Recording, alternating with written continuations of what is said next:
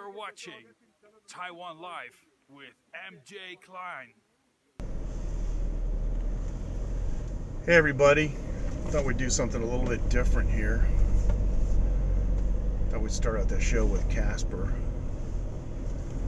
Alright, I'm in the big city mall and I am slowly climbing up out of the hole. So I hope we've got a good signal. Right, we're going to be at the top here in just a second. Excuse me, I still have a bad cough. I still have a lot of stuff going on. It's terrible. A lot of congestion. I'm not too well at all. Hi everyone, welcome to Taiwan. Country where people just stop on the side of the road. Hey, hey J-boy. Excuse me, I just did a quick little Casper intro instead of having to make people wait through. Although, you know, the regular intro is good because it does get the notifications going and it gives people a chance to get notified and situated and so forth. But how you doing, J-boy? It's a beautiful day today. It's about excuse me, about 20 or 21 C. A little bit of a breeze. I apologize, man. I'm going to be clearing my throat all the way through. I am still ill, and it's bad because I had excuse me, this past weekend I got together with some friends of mine. We played a little party, you know, play guitar and stuff. And I had been rehearsing some, because I don't play a lot of cover tunes, and there's just some tunes I never heard before they wanted to do, and I've been rehearsing and playing a lot. I'm in pretty good shape, you know. I was playing guitar every day, and they wanted to do some vocals. I was practicing my vocal parts, you know, and we had some rehearsals, and I was in good shape, and I was ready to look forward to getting back in my studio. Yeah, well, thanks. That I am, and I prove that every day because I make mistakes every day. And I was looking forward to getting back in the studio and cutting tracks. And then on Monday morning following, I got woken up at 3 a.m. with a tremendous sore throat. You ever been woken up by a sore throat? I haven't. And so, yeah, that was it. I had a sore throat, and man, it was bad. So, that's 2 weeks ago, man. Been dealing with it ever since. Which is funny because it's the mid-range of my voice that seems to be affected the most by this. I still have my upper range. It's really strange. So what's going on with you? How's everybody doing? We are near the big city mall in Hsinchu City. I just dropped my wife off. She's shopping, and they have some kind of an anniversary sale going on. So whenever they have that, my wife comes over and gets some clothes for our daughter because she is growing up so fast. It's amazing. She's so tall. She's 7 years old and she's so tall. I could barely pick her up now. She weighs like 32 kilograms. It's insane. She's like 130 centimeters tall or something at 7 years old. Everybody thinks she's like everybody thinks she's in the 6th grade. If you guys remember a couple of weeks ago, I was at the Jar Jar store, and the Jar Jar lady's granddaughter Lisa was there, and Lisa is 10 years old and she's shorter than my daughter Phoenix, who's 7. Anyway, this is typical of Taiwan. You know, the trees on either side of the boulevard looks pretty good. It's fairly clean. Of course, we have a lot of wind here. It blows, you know, the leaves and the trash out of the way. But still, there are a fair number of people who will like buy a pack of cigarettes and throw the wrapper on the ground. It's 13:51.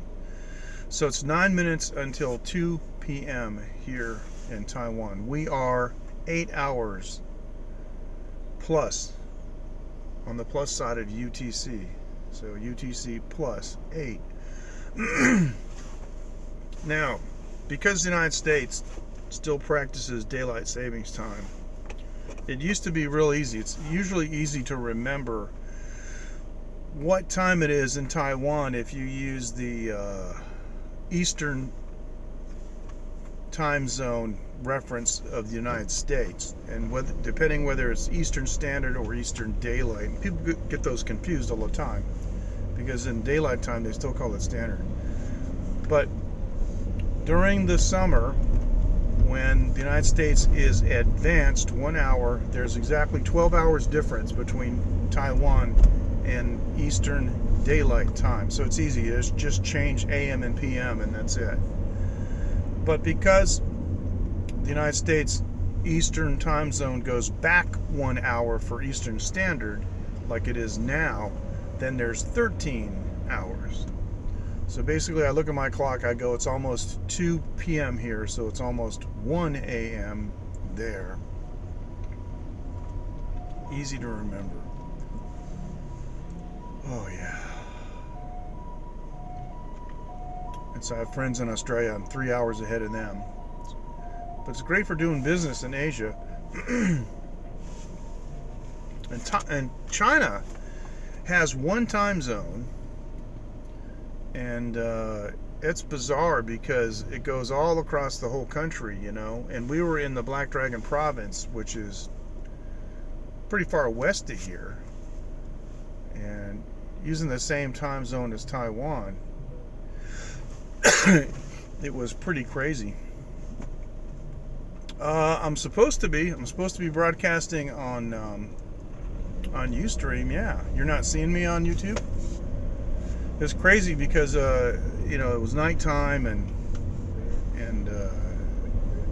it was still light, and I mean, it's, you know, the time wise it didn't match the daylight did not match the time. Okay, thanks, Gallardo. Yeah, there you go. Yeah, you're on YouTube. I see you. Yeah, I'm broadcasting using Restream, and I upped my bit rate to 2000, and I'm using the correct keyframe interval. The thing about, well, yeah, but it messes people up, you know, because it's not dark and so forth, but when it should be. But yeah, I know what you mean. It'd be nice if we didn't have to worry about time at all, you know, if it just didn't matter. But Prism has a variable bit rate setting, but it removes the ability to set a keyframe rate, and I need a keyframe rate of 2 seconds for Restream.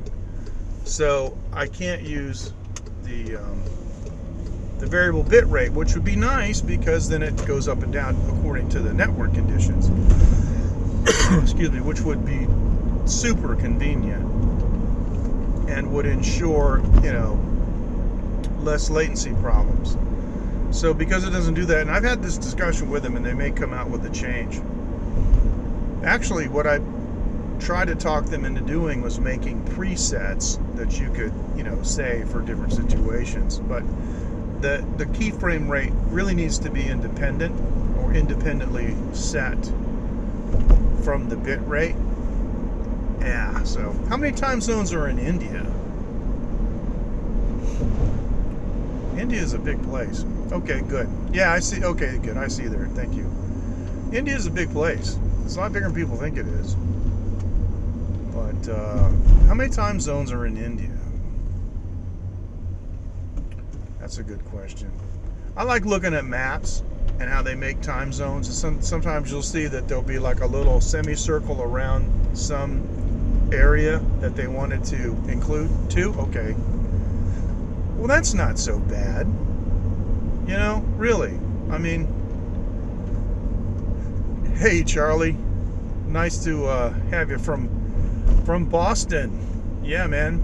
I spent a lot of years in Boston. Yeah, maybe for the sake of 1 hour, J-Boy. Maybe it's not such a big deal. People could get used to that. Yeah, I used to live in Charter Street in Boston, the North End, and I've lived in Lynn, I lived in Somerville, I lived in downtown Boston, in the Warehouse District, and my next door neighbor was Jimmy Waldo from the band New England, and because I had a studio there. Yeah, I used to do a lot of recording work in Boston. I was one of the prolific engineers in the 80s and the 90s. Yeah, that's true. Yeah, you know what? No matter what you do, you're just not going to make everybody happy, are you? You know what I mean? It's just not going to happen. Excuse me. But it was weird being way up north because we were on the Russian border. I was actually talking Russian to some of the guys there in Russian in the restaurant. Stoneham, yeah, I know right where that is. That's cool. Yeah, they used to have a place up there called, what was it called? Harrods? I forget. Place used to do these chicken pot pies. Was that in Stoneham, or am I? No, I live here permanently, and my wife has a business, and it's a trading company, so I moved here. Oh, I see. Oh, yeah, from British rule. Okay, that makes sense. Yeah, because that's what they would do. Yeah. I've been living here since February of 2004, which makes this, actually, no, I had gotten an apartment the year before on the last couple of months. Yeah, okay, so this is December. Yeah, I've been here 16 years. I have had a home in Reading. Okay, you know what I'm talking about then. Okay, well, okay. It's not Stoneham, but yeah. See, it's been a long time. I haven't been up there, and I haven't been in that place in probably 20-some years. Yeah, I'm the go-to guy, definitely. Yeah, that's right, Charlie. Yep, definitely. So, I met my wife here in Taiwan. I met my wife basically. Yeah, I met her in Taiwan. I met her in a chat room when we got talking. I mean, it's everybody meets all the time, on the internet. But that's how I met her, and we were just talking, and we decided to meet in person because she lives down in Kaohsiung. Yeah, it's the next town over. Yeah, see, so I was close. Yeah, I was close. It's definitely worth the ride over. So I decided to meet her, and after that we went out for a couple of years and we got married. We got married 2007. So we started dating in 2005. And yeah, I gotta give her parents a lot of credit because I'm older than my wife and they accepted me. And her parents, they love me a lot. They really do. And not like a lot of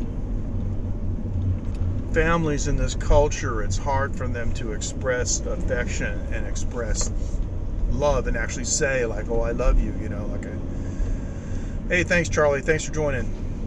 I appreciate it, man, and hope to see you again. Okay, thank you for joining. But like I'm talking to my brother on the phone. It's like, all right, man, I love you. I talk to my sister, okay, I love you, whatever. I talk to close friends I've had all my life. All right, man, I love you. I'll see you. Bye. But that doesn't fly here so much. Well, J-Boy, I hear what you're saying. Excuse me. And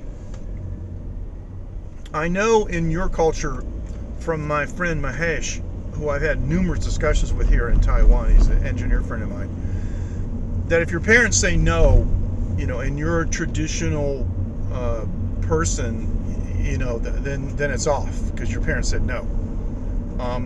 Here in Taiwan, it's not really the same, but it's still as traditional to pay a bride price to the parents. Some of it's a combination of old and the new, but we probably would have gotten married anyway.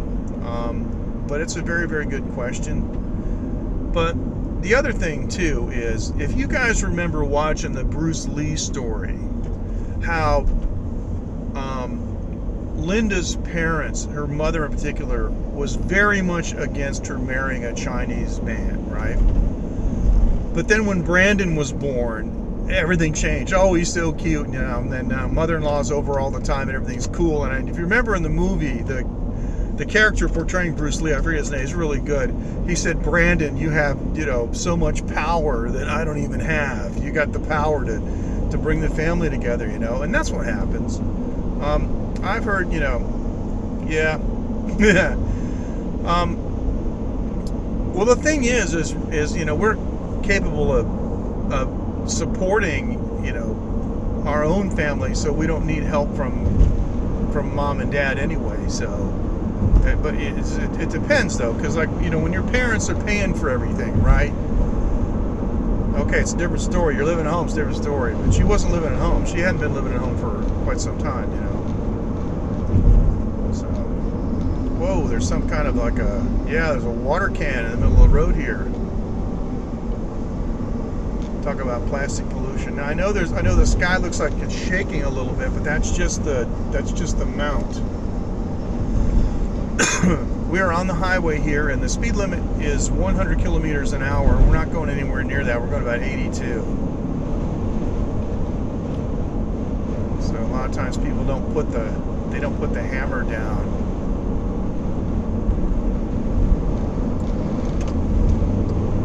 So what I'm going to do later is I'm going to go home, and I'm going to have a shot of whiskey, and I'm going to take a nap for a couple hours, because the thing that helps me the most to recover from these colds and stuff is the rest, you know, sleep.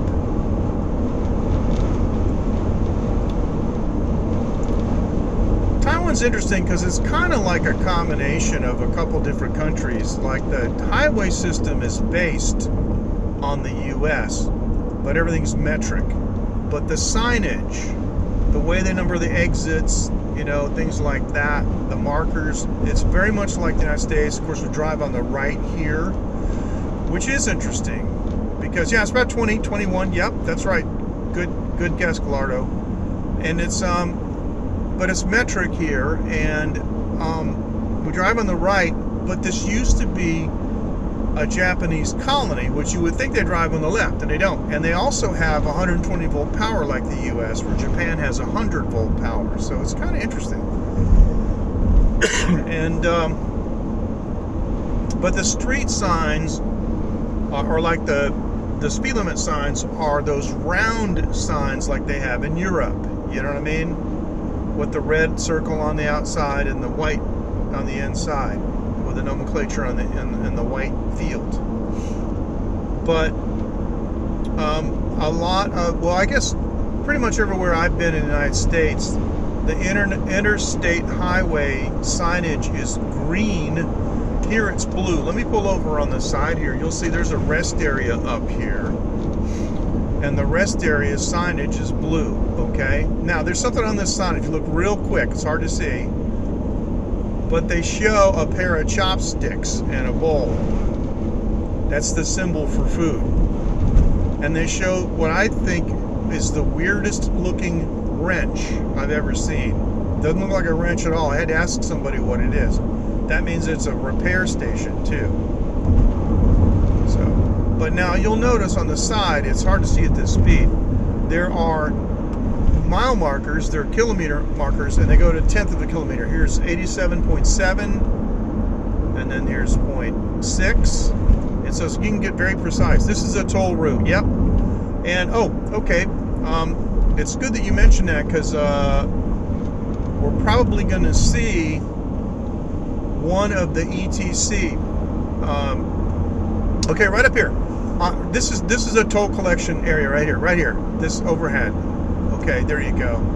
Hey, Coco, we're going back to my house from the big city mall. How you doing? Nice to see you. I have an RFID chip on my windshield, and they beam intense rays of RF down there, and with a blue light that flashes, you can see it at night. There used to be toll booths everywhere, and they got rid of the booths, and it's all now toll collection via RFID. Now the interesting thing is, you don't have to get an RFID chip, because apparently the computer system can identify when a car goes through and isn't tagged, and so it sends that person to their home a bill, because it captures the license number of the car. The camera technology is really incredible. So this is the exit that I get off here, and this sign is actually green. So it's interesting how they got a combination of the blue information signs, but the highway, you know, yeah. Well, a lot of people have been talking about how that's going to be used to control people, you know, and I understand in the United States, electronic toll collection has been around for a long, long time in the United States, but they would also give you a ticket. They would say, okay, well, the only way that you could make it through this toll booth and get to the next toll booth at that time interval is if you're speeding. So they give you automated tickets. Now, I haven't seen anybody get those here yet, but I'm sure it's just a matter of time. Anyway, the funny thing is Taiwan has a lot of stuff in place to become really? No people, no? Huh? Wow. Well, that's really bad for travelers. Taiwan has everything in place to become a surveillance state, but they are resisting it, unlike China. When I went to the States, and I rented a car, and I went down to meet Steve from Florida, and I went on a toll road, and I paid $1 toll, and I got a bill for $35 on my credit card the next month, because they can. So for people who are visiting and renting cars, I mean, you know, and I asked them, and they said, well, you know, if you go through these tolls after 6 o'clock at night, there's nobody there. And the way I see it is, if they don't have an option to opt out and there's nobody there, I think you should legally be allowed to drive through it, because it's up to them to collect it. And if they don't have a collection process in place, then in my opinion, I just think that's wrong. All right. We're almost to the house. What do you guys want to do? That's right. You ain't kidding. Yeah, well, that's the only time that I've ever been robbed that I didn't have an opportunity to put my hands up. Because I usually do when I'm getting robbed. I'll go someplace, and if I think the price is too high, I put my hands up. I did that at the airport in Bangkok, because they used to have a 500 baht exit tax, and now they just bury the tax in the price of the tickets because everybody complained about it. But I went up and I put my hands up. I put a 500 baht note through the window there, and I put my hands up. They said, "What are you doing?" I said, "Well, I always put my hands up when I'm being robbed."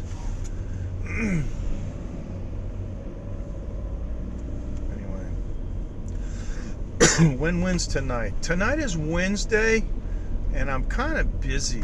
I usually stream on Thursdays my time, but anything is possible. Now, this is a main street where I live, and Win-Wins is right over here. And you guys want to continue? We'll take another drive. I can show you something else here too. Let me go down this way. Win-Wins is over to the right. This right here is the High Life where I stream from sometimes. I'm going to take a left. I'm going to go down this road. And I've been down here for a little while. There's a breakfast shop I go to over here on the right. They open at 4:30 a.m. And I usually get 4 orders of bacon and 4 eggs. Yeah. All right. and I put so much hot sauce on it you can't even see the eggs. And I'm talking about the hot oil. So there's a situation like where you gotta slow down and wait for the other guy, other guy to go, the other car, go around here. I've walked down here many times, and scoped it a few times. This is the place, if you guys remember, excuse me, a few years ago, they had a couple of tent restaurants. That was a thing here for a while. People would take a parking lot, relatively inexpensive, and they would rent the whole lot or rent several spaces, which ended up not being that much money, and they would just put up a tent and make a restaurant. And I haven't been down here for probably about a month. Over here on the right is a deep fried place that I've gone to a number of times, and the Family Mart's on the left, and I used to stream from there a lot. So this place has a lot of live streaming history for me. There's a Vietnam restaurant around the corner that I've actually played a gig at, but they're gone. The places have kind of a high turnover. There used to be a Thai rock club down here. It's gone now too. It's all gone. But hey. Alright. This is a tent restaurant right on the right. But it's changed focus. It's a different kind of food. Here's another tent restaurant right here. This is the Stripes. Right here in the Stripes. It's a tent restaurant, and it says fried chicken breast. That's what they call the Shang Ji Pai. It's a kind of the sort of thing that Wen was doing for a while. Now Wen's deep fried food has changed. The Vietnam lady that was running it quit and opened her own place, and she's got a Taiwanese guy running it, and I'm not as enthusiastic about his cooking and his food, to be honest with you. Now up here on the right, this says Thai style massage in Chinese. It's a spa. There's a couple of those here. There's some more of these claw machines, the Jawawa. I did a stream about that recently. About how all the places are being replaced with these claw machines. Well, it's not just that. It's like he does. Well, let me just put it to you this way. He's not doing anything different than anybody else. So, as we say in Chinese, is "没有特别的." It was like nothing special. It's not special. And not that it has to be special, but I want it to be different. So what he'll do is he'll just grill the daylights out of something until it gets super dry, and then brush this brown Taiwanese sauce on it, which I don't like the flavor of it, and then to try to make it moist again. And that's not how you do it. You mean the oh yeah, it's right next door. Here's a temple. Here's a temple I scoped before that has these golden. It has the golden fence here. Wen also opened up another restaurant. It's right up here. It's called Ba Fang, which does dumplings. They do boite, which is pot stickers, and they do water boiled dumplings. But Wen's fried chicken place is right dead next door to the place where we scoped from a million times. If you guys remember, you go back far enough in history to when John Ho came and Jevons and I pranked John Ho. If you guys remember that, that was at the place that the fried chicken place is now. That was Wen's tea shop, and it wasn't successful because they don't have a sophisticated enough clientele to support it. I mean, Wen had some special. No, it's still owned by Wen. She's just letting this guy run it. Wen doesn't have any partners. She buys everything herself. Like, she bought the building, she owns it outright. You know, she buys these places and buys the equipment, but she might let somebody come in to partner, and you know what I'm saying, like that person would pay a certain amount of money every month to run the business. Now let me show you. This is a traditional market over here. I should actually scope this place. That is a pork truck. Now, let me show you. These are one of the tiny, tiny roads we got going on down here. And I think I can make it before this guy comes up here. I'm going to pull in a little bit and see if he can go by. There you go. Yeah, he can make it. Guy's working on his car out here, but this isn't the smartest place. That's a good question. I don't know, Coco. I don't know. But you're right, I have been. I've been pushing myself pretty hard, to be honest. My biggest problem is I do not get enough sleep, and I'll tell you right now. And I have been. I know it sounds fanatical, but I've been tracking my sleep for 6 years. And as I got an app, I've been transferred the data. It is flu season, and since I'm over 50, I get the flu shot for free. But the anyway, I want to ask you guys a question. I mean, we got a nice group going here this morning, and I kind of hate to just shut down, but would you like to see the traditional market? Because if you do, what I will do is I'll go back to that area, I'll find a parking spot, and I'll get out the gimbal, because it's an afternoon market. It's going to be prime time right now, and I'll get out the gimbal and I'll retitle, and I can show you the traditional market. I probably know half the people there. And hey, this parking lot is new. I don't remember seeing this parking lot before. This is cool. Oh, okay, interesting. Wow, all right. I didn't know that was there. Okay. Well, let me do that. I'll just get myself out of this hole here that I turned into. And all right, well, stick with me for a minute. I'll go ahead and drive down towards that area and find a little parking space, and then I got all my stuff with me. Then I can take the gimbal out,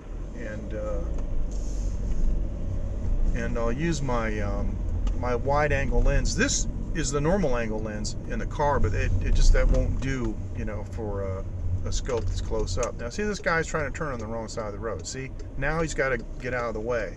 They always do this. They turn on the inside, and so it's bad. All right, I just made a big U-turn is what I did. So we're going through this area one more time. All right. Well, this is good. I haven't done a traditional market for a while. We can get a nice little group going. You guys can ask some questions, and we can do like if you want me to ask anything of the, like the vendor or something, like how much something cost or things like that. We can do that too. This is actually close enough. I know I did a roundabout circuitous drives. I want to show you stuff, but from my house, it's a bike ride away. It's 5 minutes on my bike. I just go straight up instead of taking that left where the High Life is, and then you end up just below it, and it's a lot easier. I'm telling you, it's a lot easier to park a bicycle up there than it is the car. Okay, we're gonna go back the same way. Oh, they got the tow truck out today, it looks like. I gotta wait for this guy to go by.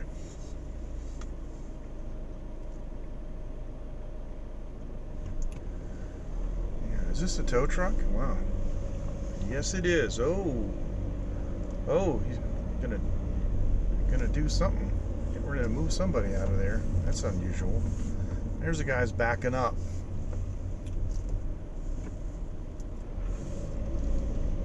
Okay, I don't know what he's doing, but all right, I guess he's getting out of the way here. Okay. All right, I think the hardest part of this process over the next couple of minutes is gonna be to find a parking space.